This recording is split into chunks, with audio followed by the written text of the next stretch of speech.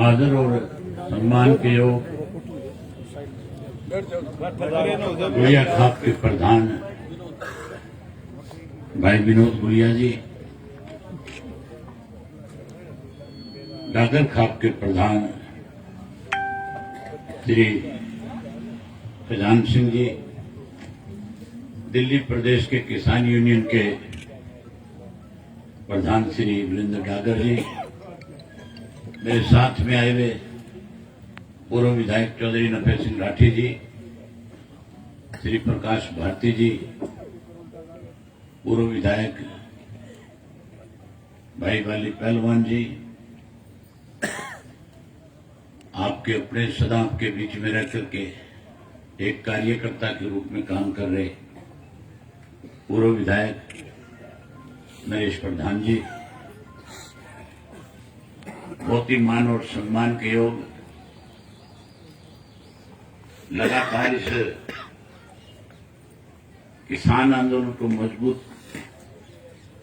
मजबूती देने के लिए हजारों हजारों की संख्या में रोज इस ढांचा के बॉर्डर के ऊपर अपना कीमती समय निकाल करके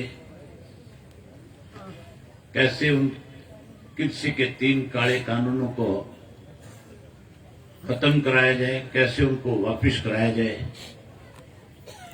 इसके लिए इस धरने में रोजाना हजारों की संख्या में आने वाले आदरणीय बुजुर्गों, नौजवान साथियों, सम्मान के योग्य माताओं, बहनों, पत्रकार छायाकार दोस्तों, पहले तो माफी चाहूंगा, समय 2 बजे का दे रखा था, लेकिन मजबूरी होगी। आज मैम 24 की तरफ से भी एक इसी तरह से किसान महापंचायत थी और उसमें हजारों लोग आए थे, सैकड़ों खापों के अलग अलग प्रधान, उनके प्रतिनिधि आए हुए थे। ना चाहते हुए भी वहां 3 बज गए थे। उसके बाद एक कार्यक्रम रोहतक में था, वहां पे भी रुकना पड़ा। रोहतक के बाद एक रास्ते में जो आपका ये डिगलवाड़ा टोल पे भी डिगल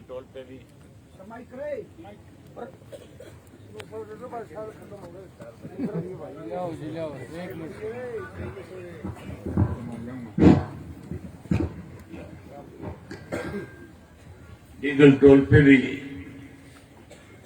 धरना था, वहां पे भी रुकना पड़ा, इसके लिए लेट हो गया।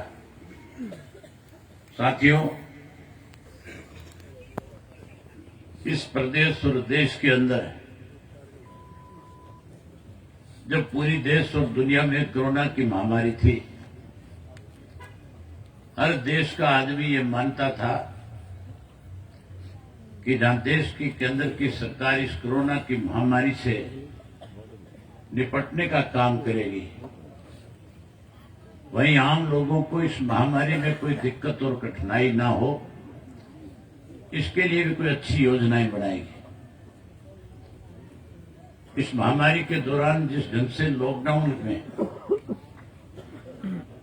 देश में सब कुछ ठप कर दिया था, कहीं कोई कारखाना खुला नहीं था, कहीं स्कूल और कॉलेज नहीं खुले थे, कहीं कोई इंस्टीट्यूट नहीं खुले थे, रेल के मार्ग बंद हो गए थे, हवाई सेवाएं भी बंद हो गई थी, यहां तक भी कि जितनी सड़कें थी उन सड़कों पे भी कहीं कोई इक्का दुक्का वाहन दिखाई देता था, जिस किसी को इमरजेंसी होती थी वो घर से बाहर निकलता था। लोगों में एक बहुत बड़ा भय का माहौल था। उस दौरान जब लॉकडाउन चल रहा था, हमारी प्रदेश की सरकार में बैठे लोगों ने 9 बड़े घोटाले करने का काम किया। अगर मैं उनकी विस्तार से चर्चा करूंगा तो बहुत और लंबा समय लग जाएगा। गेहूं का घोटाला हुआ, सरसों का घोटाला हुआ, शराब का घोटाला हुआ, इसी तरीके से रजिस्ट्री का घोटाला हुआ। यहां तक भी कि इस बीमारी से निपटने के लिए सरकार ने जो पीपी की किट डॉक्टरों की खरीदी, कोई मुंह पे लगाने वाला मास्क अगर खरीदा है, हाथ में पहनने वाले कोई ग्लव लिए, उनके अंदर भी बहुत बड़ा पैसे का लेन देन करने का काम किया। उसी दौरान देश के प्रधानमंत्री ने 3 किस्म के 3 काले कानून बनाने का काम किया। जब सब कुछ बंद था तो बहुत सारे मुख्यमंत्री ने प्रधानमंत्री को चिट्ठी लिखी, टेलीफोन किया कि हमारे प्रदेश में इस तरह के हालात हो गए, रेवेन्यू का कोई एक पैसा आ नहीं रहा, खजाने का जो पैसा था वो तनख्वाह पे खर्च हो गया, अब तनख्वाह देने को पैसा नहीं है। इसके लिए केंद्र की सरकार या तो हमारी मदद करे या फिर हमारे यहाँ कारखाने खोले जाएं, स्कूल और कॉलेज खोलने की छूट दी जाए, इंस्टीट्यूट खोलने की छूट दी जाए। हालात ऐसे थे प्रदेश और देश के कि तनख्वाह देने को पैसा नहीं था।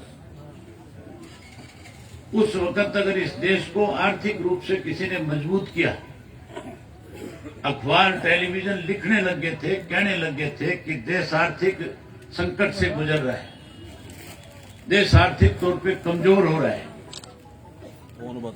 अगर इस देश को उस कोरोना के वक्त में, उस महामारी में अगर किसी ने आर्थिक रूप से मजबूत किया तो देश के किसान ने किया। देश के किसान ने कोरोना की परवाह करे बिना दिन रात अपने खेत में उस 45-47 डिग्री टेम्परेचर में मेहनत करके, ज्यादा पैदावार करके इस देश को आर्थिक रूप से मजबूत कर दिया। देश के प्रधानमंत्री ने खुद ये बात कही थी कि आज अगर किसान अपने खेत में मेहनत ना करता, घर बैठ जाता, जैसे और उद्योग धंधे बंद हो गए थे उस तरह से खेती भी अगर बंद हो जाती तो आज आर्थिक रूप से देश जो है खत्म हो जाता। उन्होंने बधाई दी थी कि मैं दाताओं को इस बात के लिए बधाई देता हूं कि उसने इस देश को जिंदा करने का काम किया। एक तरफ बधाई दे रहा था, दूसरी तरफ 3 काले कानून बना रहा था। कानून ऐसे बना दिए कि अगर ये कानून वापिस नहीं हुए तो आने वाले समय में किसान को, जो जिस खेत का मालिक है, उसकी जमीन पे तो बहुत बड़े बड़े कॉर्पोरेट हाउस जो है वो आकर के बैठ जाएंगे, वो उसके मालिक बन जाएंगे, और जो किसान खेती करने वाला है वो मजदूर बनकर के खेती करेगा। इनका कसूर नहीं, इनको घर में काम नहीं करना। ठीक है, क्या करूं मैं, तो मजबूरी होगी। और मैं आपकी बात को समझता हूं, आपको भी घर में जाकर के सारी जिम्मेवारी संभालनी है। अब और ज्यादा समय नहीं लूंगा आपका। जहां साथियों ये कानून इस तरह के बना दिए कि आज जो है बड़े बड़े कॉर्पोरेट हाउस है, उनको जगह जगह गोडाउन बनाने के लिए सरकार की तरफ से जहां जमीनें उपलब्ध करवाई गई है, वहीं उनको बनाने के लिए बैंकों से पैसा भी दिया गया। अडानी जो है उसने अकेले ने अपने हरियाणा प्रदेश के अंदर इस कोरोना की आड़ के अंदर 500 एकड़ जमीन का लाइसेंस केवल और केवल गोदाम बनाने का लिया है। जहां उसको जमीन सरकार ने 500 एकड़ खरीद की थी, वहीं बैंक से कहा कि इसको पैसा दो ताकि ये गोदाम बना सके। कैसे 2 अपने साथियों को और ताकतवर बनाने के लिए, किसान को कमजोर करने के लिए कानून बनाया। अब लाखों लोग जो पंजाब से, राजस्थान से, उत्तर प्रदेश से, मध्य प्रदेश से, हरियाणा से, दिल्ली के चारों तरफ जितने भी बॉर्डर लगे हुए, चाहे वो सिंघू का बॉर्डर है, ठीकरी का बॉर्डर है, आपका ढांसा का बॉर्डर है, चाहे वो गाजीपुर का है, पलवल का है, चाहे राजस्थान के शाहजहांपुर का है, सब जगह लाखों की संख्या में लोग बैठे देश के प्रधानमंत्री से बारी बारी जाकर के प्रार्थना करते हैं। 11 दफा किसान नेताओं को बुला करके बातचीत करी और जब भी बातचीत का न्योता दिया किसान ने अपनी तरफ से कोई शर्त नहीं रखी। किसानों ने तो केवल जाकर के उन नेताओं ने एक ही बात कही कि जो 3 कानून आपने बनाए हैं, किसी भी किसान संगठन ने इसकी मांग नहीं करी। कहीं कोई धरना नहीं हुआ, कहीं कोई प्रदर्शन नहीं हुआ। ना आपने इन कानूनों को बनाने से पहले किसी किसान संगठन को बुलाने का काम किया। आपने अपनी मर्जी से हमारे ऊपर 3 कानून थोपने का काम किया। हम तो आपसे कहते हैं कि आप इन 3 कानूनों को वापस ले लो और प्रधानमंत्री ने देश के किसान के साथ जो वायदा किया था उसको पूरा कर दो। हमारे प्रधानमंत्री ने ये बात कही थी कि बीजेपी की सरकार बनने के बाद किसान को कर्ज मुक्त कर देंगे। देश के प्रधानमंत्री ने कहा था कि हमारी सरकार बन गई तो स्वामीनाथन की रिपोर्ट जो है उसको लागू कर देंगे। और यह भी कहा था कि किसान की फसल का जो लागत मूल्य है हम उससे 50% किसान को ज्यादा देंगे ताकि किसान जो है अपने पैरों पे खड़ा हो सके, किसान का सम्मान हो, अन्नदाता और ज्यादा मेहनत करके इस देश को आगे ले जाए। उन किसान नेताओं ने तो यही बात जाकर के कही, लेकिन वहां जो सरकार के नुमाइंदे थे वो एक ही बात दोहरा रहे थे कि हम कानून वापिस नहीं लेंगे, इन कानूनों में अमेंडमेंट करवा लो, तुम अपनी तरफ से इनमें जो कहोगे हम लिखने को तैयार हैं। इसका मतलब उन नेताओं ने जो सरकार की तरफ से बैठे थे सभी में स्वीकार कर लिया था कि कानून गलत बने हैं। यहां तक कि सुप्रीम कोर्ट ने भी ये कहा कि जो कानून बनाया इसको 1.5 साल के लिए आगे रेफर कर दिया जाए। अलग से कमेटी बना दी, लेकिन वो कमेटी किसान नेताओं ने इसलिए ठुकराई थी कि उस कमेटी के जो मेंबर थे वो पहले से सरकार के साथ मिले हुए थे। अब भी बारी बारी किसान तो एक ही बात कहता है कि जो कानून गलत बनाए इनको वापस ले लो। सारा विपक्ष जो है राज्यसभा में, लोकसभा में लगातार पिछले 5 दिन से देश के प्रधानमंत्री से कह रहा है कि आपने जो कानून बनाए इनको वापस करो, देश के किसानों के साथ बैठ करके नए सिरे से नए कानून बनाओ, एमएसपी के लिए कानून लेकर के आओ। पूरा देश का जो राज्यसभा लोकसभा का सांसद है वो उसको आपके साथ मिलकर के बिल बनवाने का, पास करवाने का काम करेंगे। लेकिन देश का प्रधानमंत्री कहता है जो आंदोलन कर रहे हैं, जो मांग कर रहे हैं, वो आंदोलनकारी प्रजाति बना दी, उसने किसान को अपमानित करने का काम किया। शायद हमारे प्रधानमंत्री जी को इस बात का अंदाजा नहीं है।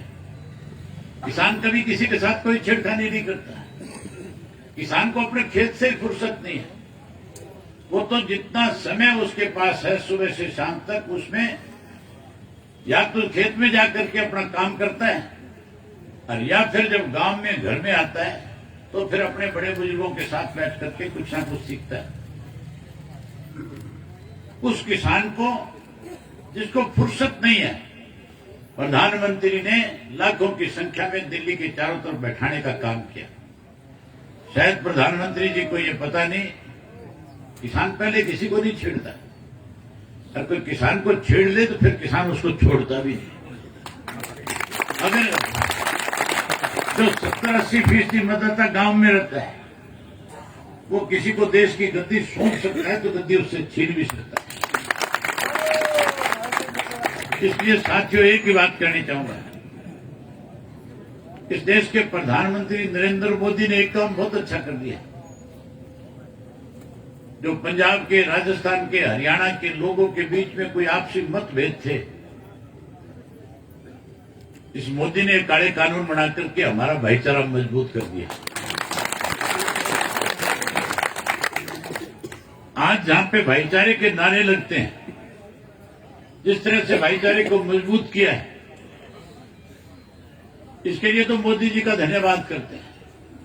एक काम और अगर मोदी कर दे तो फिर हम मोदी के नाम के जयकारे और भी लगा दें। ये कृषि के तीनों काले कानून जो बनाए हैं मोदी जी वापिस ले ले, हम उसका इस बात के लिए भी धन्यवाद करते हैं।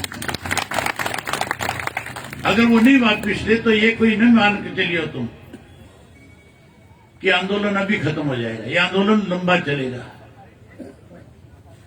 इसके लिए साथियों गांव में कमेटियां बनाओ और कमेटी बना करके हर गांव के 20-20, 30-30 आदमी की ड्यूटी लगाओ, जो हर रोज यहां आकर के अपनी ताकत का एहसास कराए। जितने भी इसके साथ लगते हुए 50-100 गांव हैं, उन सब गांव में से बड़े गांव में उसमें ज्यादा लोगों की संख्या बुलाओ, छोटा गांव उसमें से थोड़े बुलाओ, लेकिन रोजाना ड्यूटियां लगाओ, कमेटियां बढ़ाओ, ताकि तुम्हारी ताकत बढ़े। और मोदी जी है उसको सोचने पे मजबूर होना पड़े। मैं उम्मीद करूंगा कि आप लोग कमेटियां बढ़ाओगे, राजनीति से ऊपर उठ करके इस काम को करो।